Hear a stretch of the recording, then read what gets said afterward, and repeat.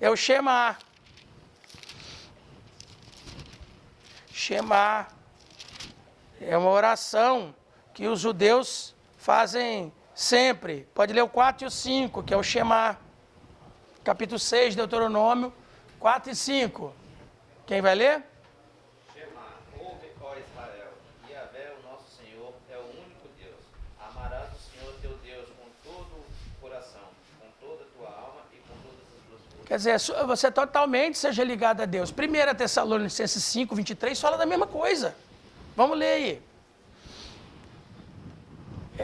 Tessalonicenses 5, 23. Nós estamos tratando disso porque hoje vivemos num tempo em que se entende por alma um ente dentro de um corpo. Tanto é que agora tem gente que decide pregar assim, teu corpo não tem uma alma, a tua alma é que tem um corpo para viver. Quer dizer, até dentro dessa filosofia, que essa dicotomia, esse dualismo é grego, não é coisa de judeu, até dentro deles, mas também existe outras agora, que é a tricotomia, que muitos se baseiam nisso aí. Mas olha lá, vamos ler, quem vai ler? 1 Tessalonicenses 5, 23. O mesmo Deus de paz vos santifique em tudo, e todo o vosso espírito, e alma, e corpo, sejam achados plenamente conservados e irrepreensíveis para a vinda de nosso Senhor. Quer dizer, uma totalidade, ele está falando aqui dos espirituais, dos carnais e dos mais ou menos. A igreja lá dividia os espirituais, os mais ou menos e os carnais. É os pneumaticóis, rilicóis, entendeu? Então, a gente tem que entender do que é. Não tá, tem gente que confunde esses assuntos. Depois nós vamos pormenorizar um pouco mais sobre isso. Mas agora, por enquanto, é só para a gente entender o que está acontecendo entre Jesus e os saduceus. Essa unidade Deus está querendo. Os saduceus acreditavam nessa unidade. Eu falava, acabou a vida, acabou ali. Até que não estão errados nisso aí que eles estão falando. Mas então vamos voltar para Salmo. Agora nós vamos ler aqui em Salmos, o capítulo é o 115.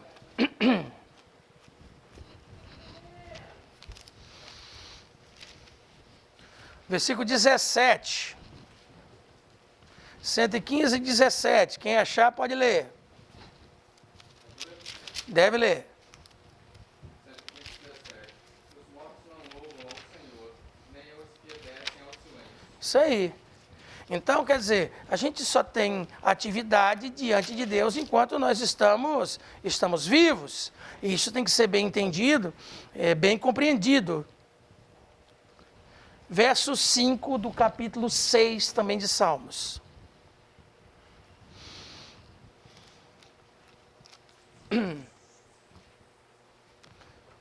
Seis, 5 de Salmos.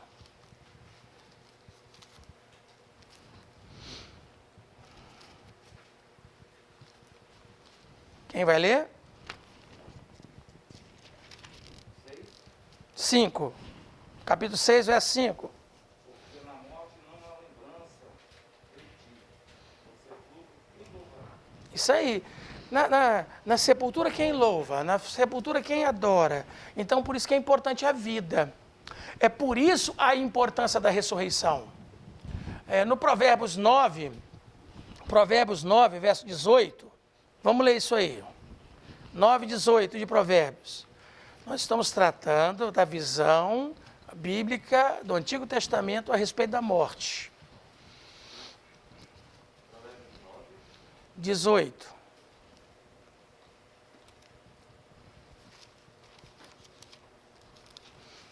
Alcançados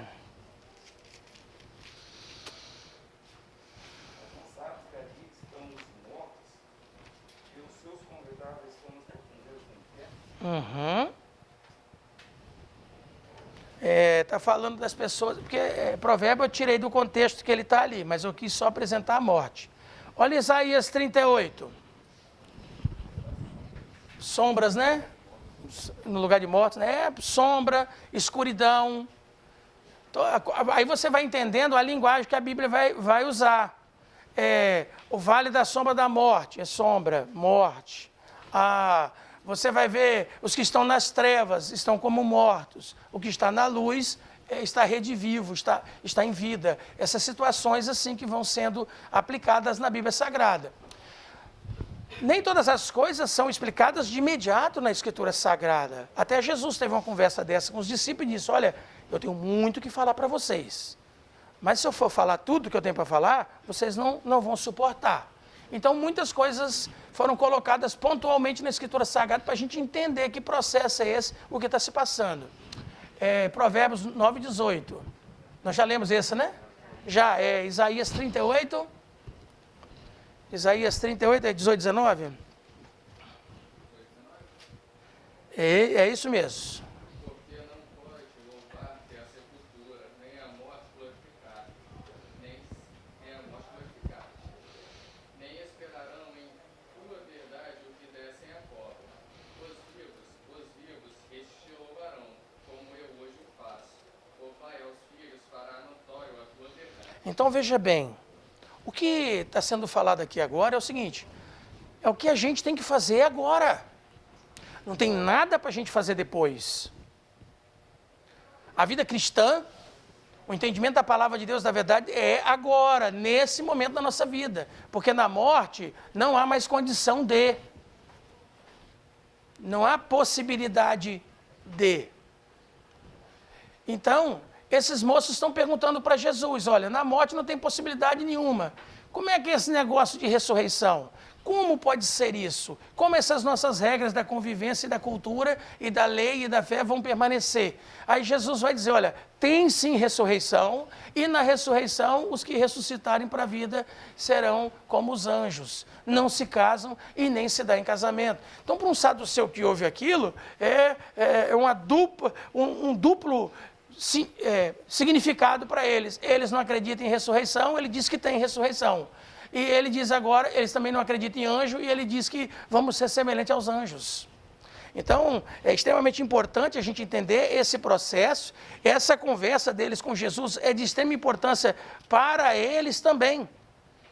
Entendeu? Para eles também. Porque a Bíblia, já em Isaías, já está falando de morto. Mas olha só o que ele continua falando, olha só. Capítulo 14, 11 de Isaías. Isaías 14, 11.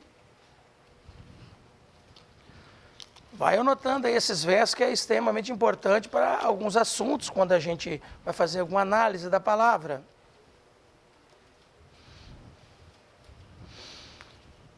Olha só a realidade da morte, o que ele diz aqui. Nós só vamos analisar desses versículos a situação de vida e morte, tá? Pode ler. A tua soberba foi lançada também no céu, na sepultura, junto com o som da glória das tuas armas. Eis que agora a tua cama é feita de larvas, tua coberta de pé. É isso aí, vai morrer e o bicho vai participar. Não é à toa que a Bíblia fala do bicho na morte. Nós conhecemos muito bem como é que é isso. Mas no capítulo 26, também de Isaías,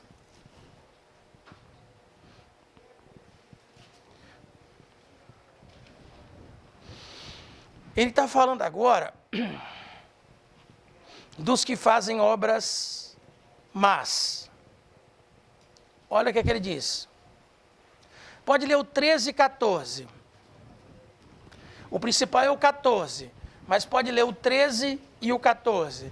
Olha a percepção bíblica. Já Isaías já é 200 anos depois, para 200 e poucos anos depois de Davi. Muitos séculos depois de Moisés, que é o Pentateuco. Olha o que ele fala aí agora. Capítulo 26, 13 e 14. Não. Capítulo 26, 13 e 14. 26, 13 e 14. Aí ele vai falar da morte. Olha o que é a morte para o infiel. Isso. Capítulo 26, versos 13 e 14. Então a gente vai notando como agora vai se abrindo, o assunto vai aparecendo, as coisas vão tendo o seu lugar de apresentação. Pode ler. O Senhor Deus nosso, já outros senhores têm tido domínio Sim. Porém, por ti só nós lembrarmos de teu nome. Isso. Morrendo, eles não tornarão a viver, falecendo na ressurreição. Não ressuscitarão. Isso. Isso os visitantes e destruísse apagaste toda a sua memória. Então, quer dizer, a memória e a lembrança de um ímpio, de um que fez o mal, que oprimiu, que foi infiel, não ressuscitarão. Então agora você tem o assunto da ressurreição chegando. Daniel 12. Daniel 12.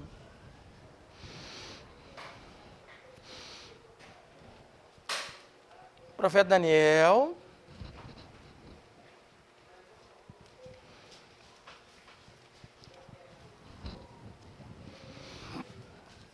Capítulo 12.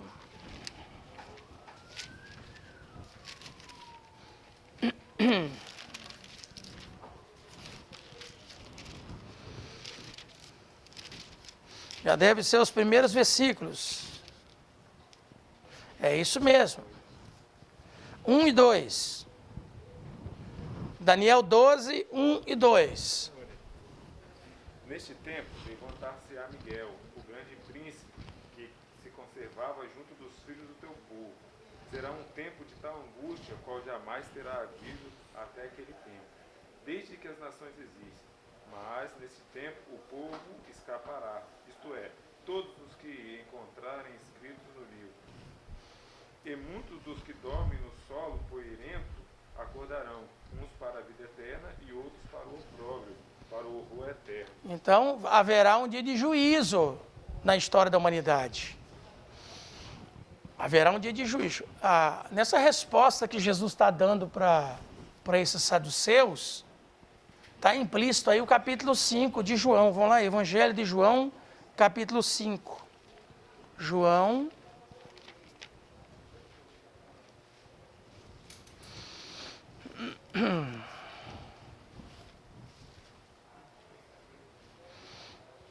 Cinco. 21. Capítulo 5. Deixa eu ver aqui como é que nós vamos ler aqui. Espera um pouquinho só.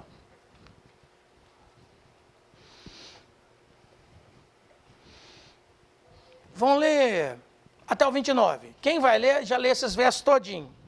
João 5, do 21 ao 29. Pois assim como o Pai ressuscita e vivifica os mortos, assim também o Filho vivifica aqueles a quem quer. Amém, Jesus. O Pai ninguém julga, mas deu ao Filho todo o juízo. Olha só coisa importante, hein? Para que todos honrem o Filho, como honram o Pai. Quem não honra o Filho, não honra o Pai que o enviou.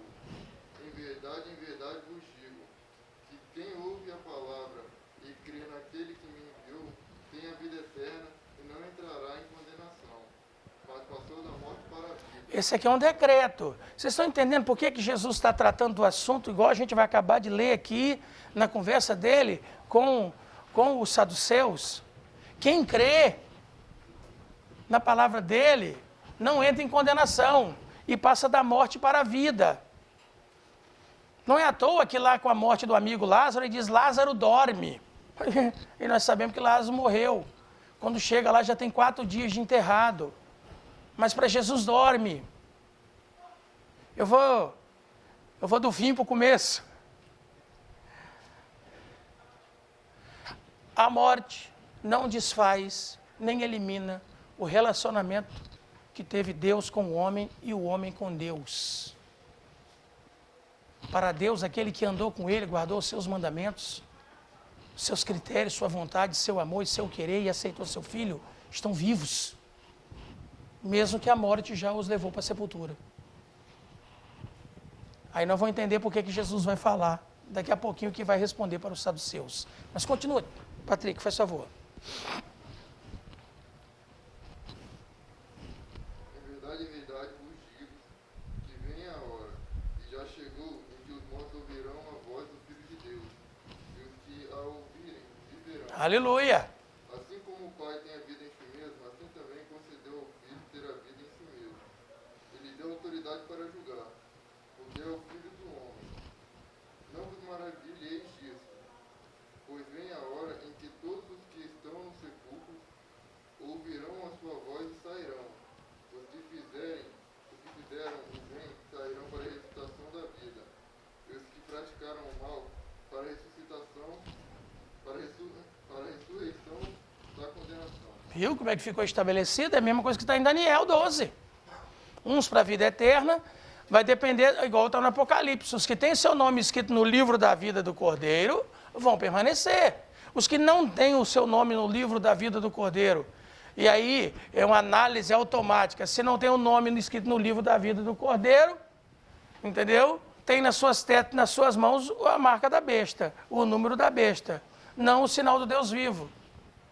Essa esperança de ressurreição, ela é muito poderosa, ela é muito verdadeira. Você está com aquela sua Bíblia aí, Pacheco? Faz favor aí, 2 Macabeus, capítulo 12. Nós vamos ler um versículo desse livro. Essa aí a gente chama de Bíblia Católica, mas ela é a Septuaginta, e a Septuaginta é uma Bíblia que os judeus que moraram no Egito, lá em Alexandria, principalmente uma grande comunidade numa ilha chamada Elefantine, é que fizeram a tradução do hebraico para o grego. Macabeus 12, verso 44. Eles guerrearam contra Antíoco Epifanes, venceram Antíoco Epifanes. Entendeu? E o Macabeu agora tem uma preocupação de uma celebração que ele vai fazer pelos mortos de guerra. Vê se esse verso é mesmo aí. 44, De fato, se ele não esperasse que os que haviam sucumbido iriam ressuscitar, Olha aí. seria supérfluo e tolo rezar pelos mortos. Viu? Mas se considerava que uma belíssima recompensa está reservada para os que adormecem na piedade. Então era santo e piedoso o seu modo de pensar. Viu? Eis porque ele mandou oferecer esse sacrifício expiatório pelos que haviam morrido, a fim de que fossem absolvidos do seu pecado. O que o Macabeu está fazendo não é um culto aos mortos, nem nada disso. Ele está fazendo um sacrifício a Deus, agradecendo a Deus pela vitória e agradecendo a Deus também pela vida que foi dos que perderam, pedindo em favor daqueles que perderam a sua vida na batalha, lutando em favor do povo de Deus. Porque o exército de Israel venceu, os macabeus venceram, mas muitos soldados dos judeus morreram. E ele está considerando que eles vão ressuscitar sim um dia. Eles vão sim, no dia do juízo do Senhor, eles vão ressuscitar. São soldados, guerreiros valorosos que lutaram em prol do povo de Deus. Né? E que Deus se lembre da sua misericórdia para poupá-los para aquele grande dia que nós lemos aqui, que alguns vão para a condenação. Então, se algum deles tinha algum problema, alguma coisa com Deus e na batalha morre, que Deus possa então perdoá-los, perdoar cada um daqueles ali. Então, tem gente que confunde isso com culto de morte, não tem nada a ver com culto de morte, não. Entendeu? É como se fosse aquela celebração de corpo presente que se faz, um velório, para fazer o enterro, encomendando aquela pessoa nas mãos de Deus, está guardada em Deus, para que no dia do juízo ela possa receber de Deus, da parte de Deus, a misericórdia, o ato de misericórdia de Deus na ressurreição para a vida, não para a condenação. Então a gente tem que ficar bem apercebido disso aí. Então, voltando agora para... Nós já lemos João 11, não, né? Vamos ler João 11? Evangelho de João. Você leu até o 29, né? Evangelho de João 11. Quem achar pode ler aí, 11:11. Olha o que é que Jesus está falando aí. Evangelho 11:11. É quando ele vai lá para a casa do Lázaro. Assim falou que depois disse: Lázaro, o nosso amigo, dorme, mas vou despertá-lo do sono. Ah, você viu aí a linguagem de Jesus? Para Jesus, quem é amigo dele, quem está com ele, dorme. A morte não vai segurá-lo, porque no dia do toque da 7ª trombeta vai ressuscitar para a glória, vai ressuscitar para a vida. Verso 23 e 24, Jesus chega perto, a Marta chega perto de Jesus e fala assim, ó, pode ler, 21 até o 24.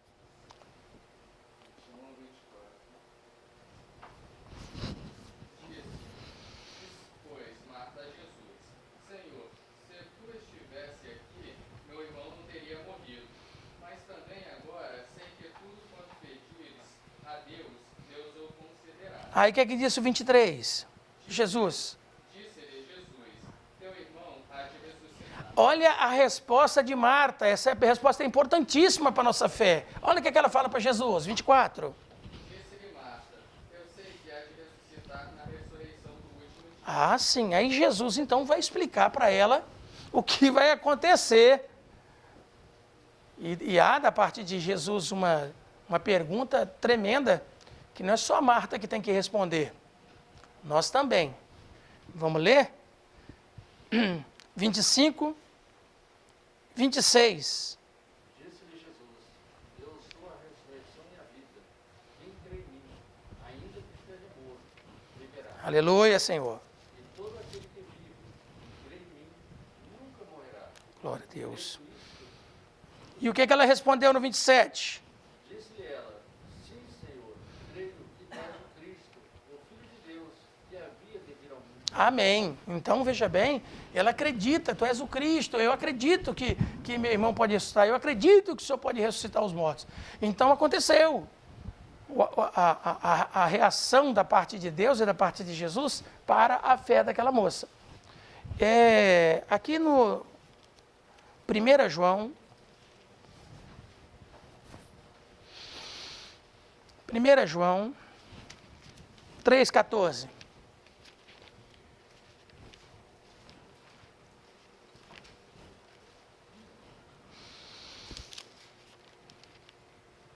Quem achar pode ler.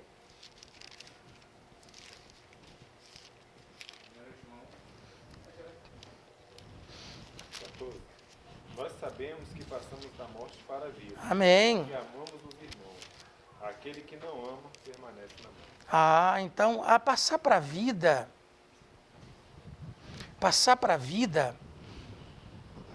é uma coisa interessante.